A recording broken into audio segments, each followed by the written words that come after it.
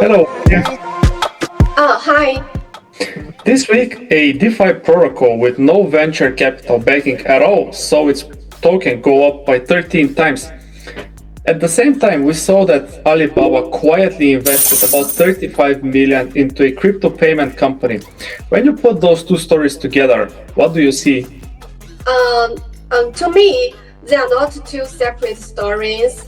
They are actually signals coming from two different ends of the same industry trend. This is exactly what we are going to be talking about today. This week, several things happened in the crypto primary market that look quite unrealistic and unrelevant to one another. But if we zoom out of the bigger picture, they are actually all pointing towards the same thing. Capital is moving into stablecoin payment infrastructure at multiple layers happening all at once. Wendy has been tracking down this space, so let's break it down.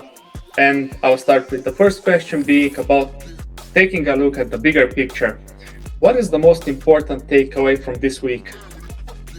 I just see it breaks down into three key points. First, the stablecoin payments aren't just a future concept anymore. They are massive right now. In February, the volume hit over $1.26 trillion, right? To put that in perspective, that's almost as much as Visa handles in a whole year. Second, we saw capital flowing into three different layers all at once. The on-chain yield layer, complaint payment, and the end user layer. It's actually pretty rare to see all three layers so active in a single week. And finally, Alibaba's investment in MetaComp is a huge strategy move. Since mainland China has strict rules, Alibaba is using a complaint entity in Singapore to build its overseas business. It's a clear play for markets in Asia, the Middle East, and Latin America, exactly where Alibaba wants to grow. Can we just stop there for a second? You mentioned and you're saying that the smallest raise delivered actually the biggest return. To some of our audience, that may sound a bit backwards. Can you elaborate on that? Why did that happen? Yeah. It's what I call the funding paradox. Look at the numbers. The biggest rise this week was cost at $80 million, but its token only went up about 1.4 times all day one. Then you have Unitas Labs. It only raised $30 million, but its token UP surged 13 times in a single week. Actually, if you look at the correlation between funding size and performance, it's almost zero, only about 0.08. There are three reasons why. First, the starting price was incredibly low. Unitas launched with a $5 million valuation, but it's already had over $22 million in real assets locked. The market realized it was a steal and repriced it immediately. Second, the platform matters. It launched a Binance wallet, and Binance, has a great track record lately. None of their recent TGEs have dropped below the listing price. That credibility is worth a lot. And honestly, the main issue with big private rounds is that the upside is already priced in by institutions. But at the same time regular users can get in, the biggest gains are already gone. Yeah. That definitely, now that I think about it, sounds very close to the problem that Synbo has been talking about all along. Is that right? Yeah, exactly. This week really proved that point, I think. Out of $220 million in funding, there was basically only one public launch that regular people could even touch.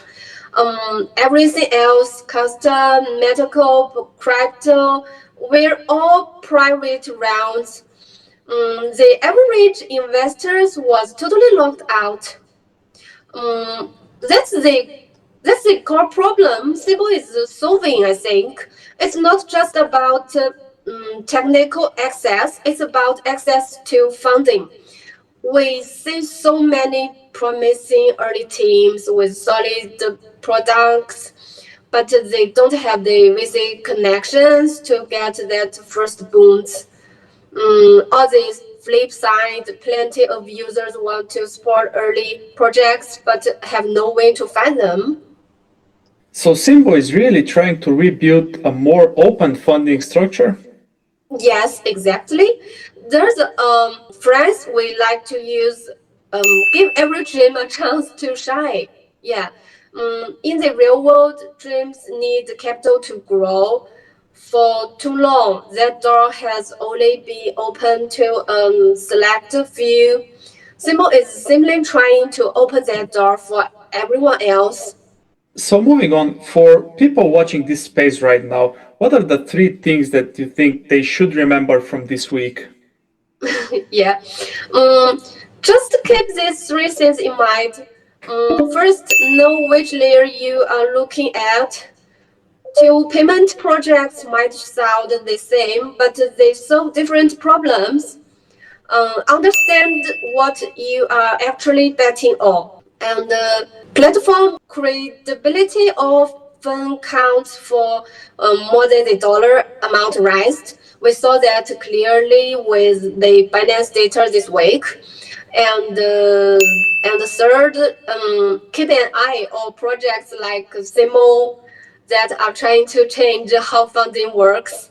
This isn't just about a quick trend, it's about a long-term shift toward making the early stage market accessible to everyone. So this week, a small protocol that went up by 13 times and a compliant platform that got about $35 million raised from Alibaba together told us something very important. Stablecoin payment infrastructure is maturing across the whole stack, and the issue of funding access is starting to get a real attention. Yeah, exactly. The opportunities are always there. The challenge is that not everyone can see them.